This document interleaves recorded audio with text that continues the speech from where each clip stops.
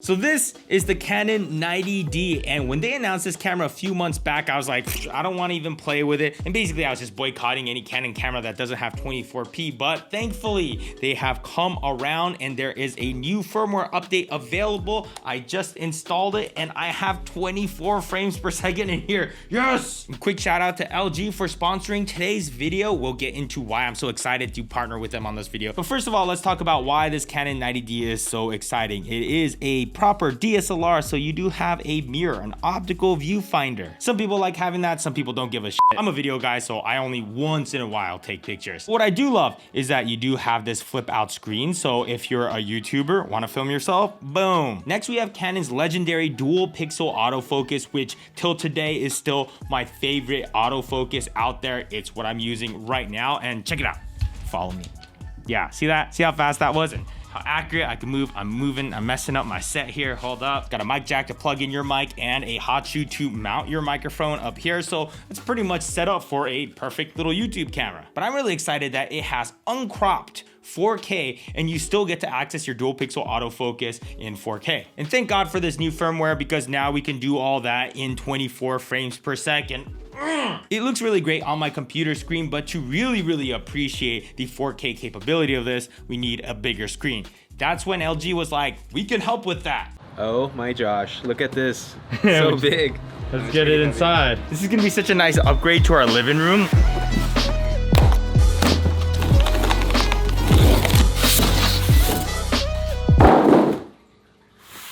Wait, what? Sam, look at this. Dude.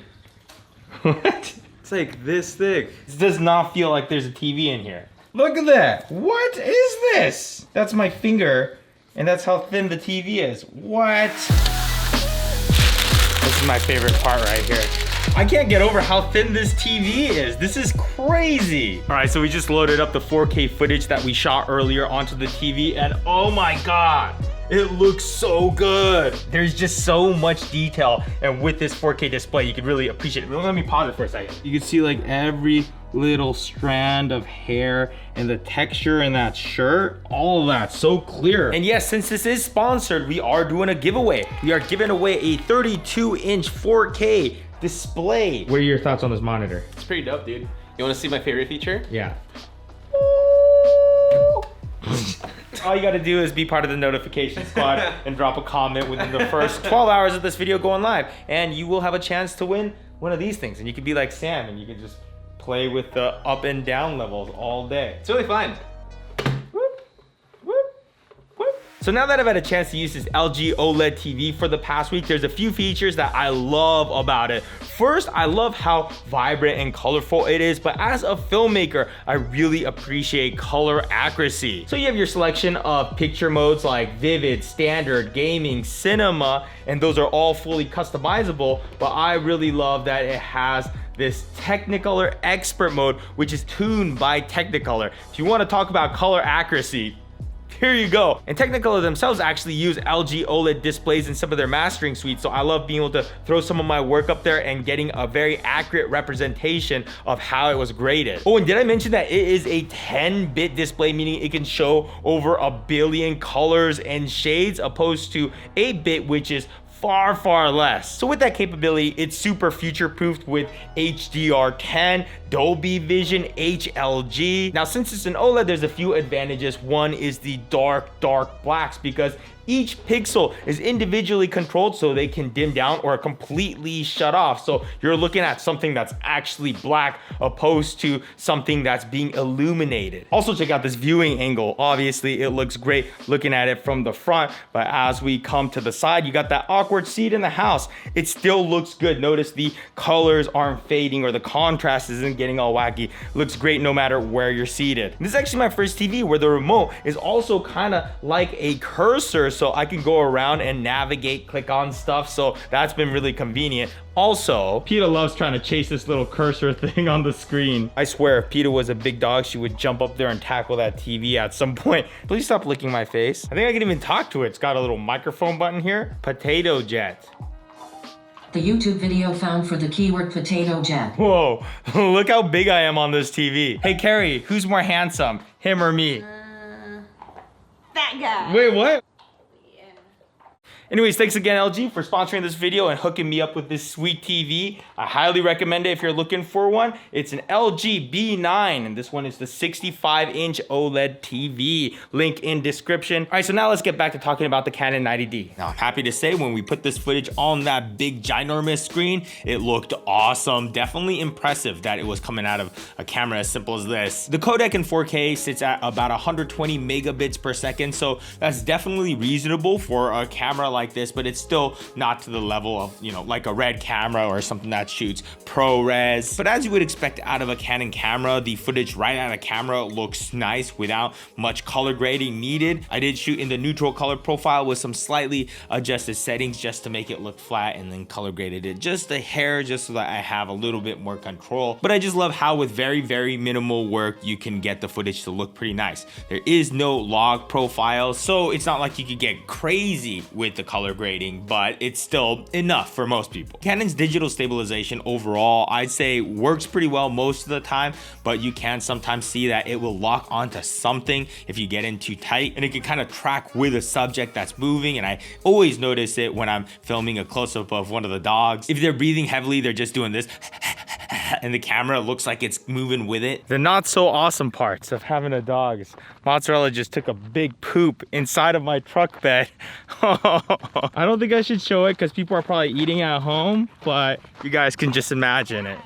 It's smeared all over the place. She must have taken a dump and just stepped in it and just smeared it all. It was, I'm not looking forward to washing that. Now, I know a lot of you are looking into this camera for vlogging to film yourself, so there is a 10 to 18 millimeter lens that's pretty good and has some stabilization, and it's fairly inexpensive. But I did just buy this lens that just came out. It's a Tokina 11 to 16 f2.8. So I've been dying to see how this is as a vlog camera, and so far so good. It is zoomed all the way out to 11 millimeters right now, and this camera has a APS-C sensor, which is a 1.6x crop factor. So the math on this 11 to 16 millimeters is equivalent to a, I'm not sure, I can't do the math right now, but here it is. Now, the autofocus is a little bit noisy on this lens. You could definitely hear it. Here, listen.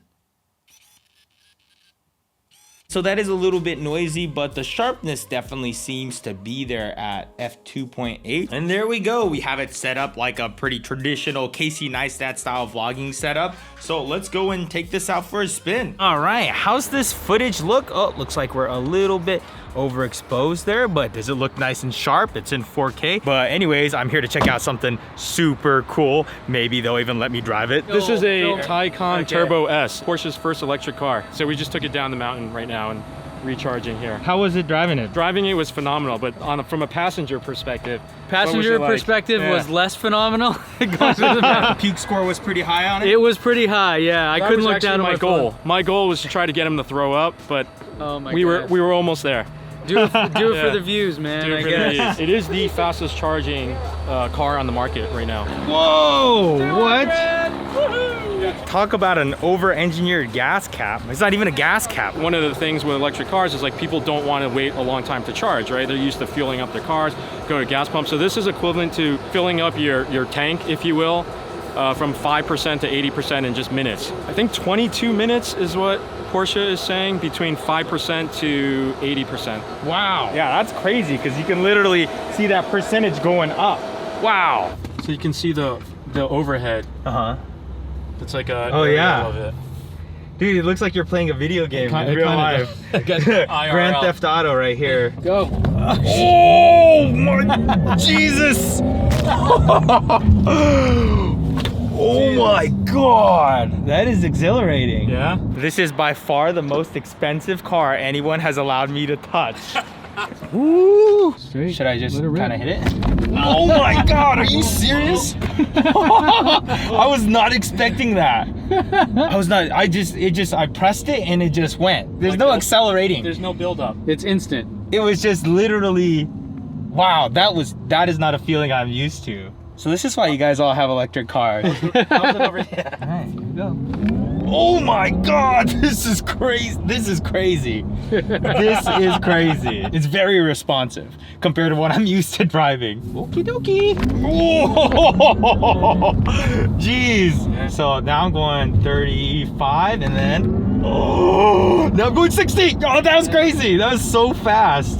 Jeez.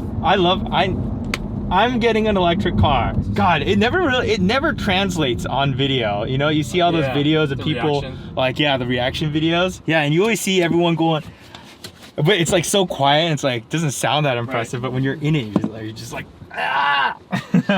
This is cool. So you said this is about 200K? This one is probably 240. This is about 240, so I'm gonna be starting a Patreon starting right now. You could go there and donate. There will be nudes of me on there. All right, we are back in my truck and now this feels incredibly slow. But anyways, how's this footage looking now? It's getting really dark. It is nighttime now and ISO is at 1600, f-stop 2.8, and I think it's actually looking decent for what it is. I mean, it is really dark in here. And the autofocus on this lens has been a little bit noisy though, huh? Have you been hearing it throughout this vlog? Can you hear it? It's focused on my face now, but if I move in close, you hear it? Is that loud? I've got the external microphone on, so hopefully that narrows it down a little bit. But anyways, let's head back to the studio. Now the sun is setting, so we are gonna need some better low light lenses. So let's switch it out with this Sigma 18-35. No image stabilization on here, but we do get that nice f1.8 continuously. Oh yeah, now I can just open up this lens and look how much more exposure I could get out of it. And we could also get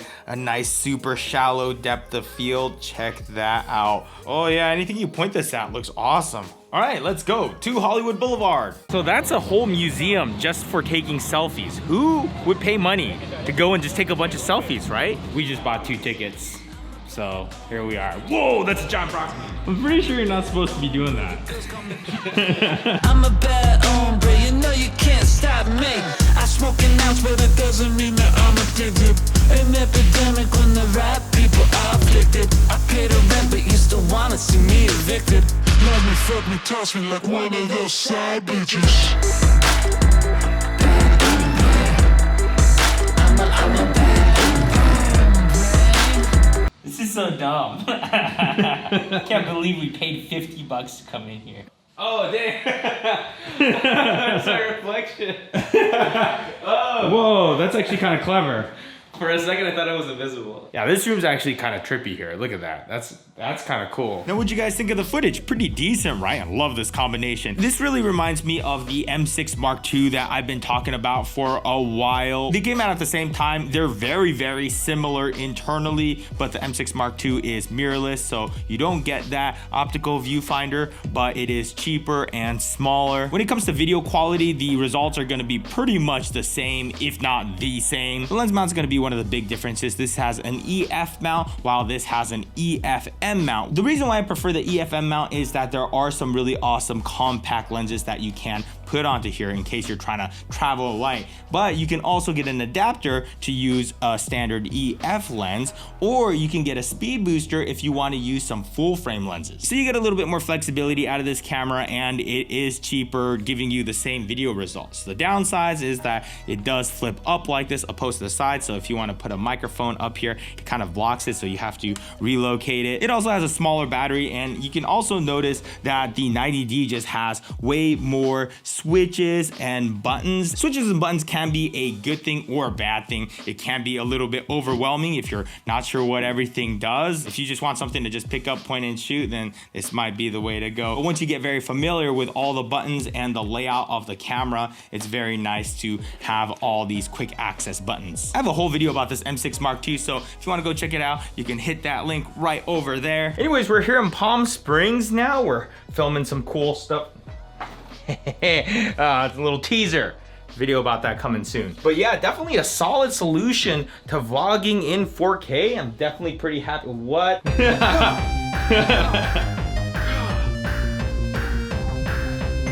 Anyways, let's close this out by reading a few comments. Yo, Potato Jet, where does a dog go when it loses its tail? Any thoughts, Sam? It has to be a pun of some sort. It goes to the retail store. That's dumb. Sam's being a hater of it. I thought it was kind of funny. I thought it was. Mildly. Me, films 4K video. My computer. Your computer is low on storage. I mean, that is one downside of 4K. Actually, yeah, I'm filming 4K right now, so I gotta speed it up. I can't just waste too much tape It's not tape. When the red camera is the cheapest part of the setup, he's referencing the Ultimate Arm car rig. If you haven't seen that video yet, it's where we go and meet up with the guys over at Ultimate Arm. They drive us around with a proper camera car where it has a crane. But it was awesome. It was actually super fun. Link right there if you want to see it. Matty Hapoya says, possibly the best epic piece of filmmaking gear ever. Probably. If you had a car with a crane on top of it, you don't really even need a tripod anymore, or a dolly, or a gimbal. You don't need none of that. You just drive onto the set. Hey, where are we filming today? Just drive it right up to there. Okay, I'm just gonna sit in my car and we'll get the shot. Wait, you want the camera over there next? All right, no problem. Boop. Anyways, check out the backboards to our bed here. It's like denim, so it's like pants, and this is like a giant pant pocket. I don't know, I thought that was interesting. Anyways, see you guys later.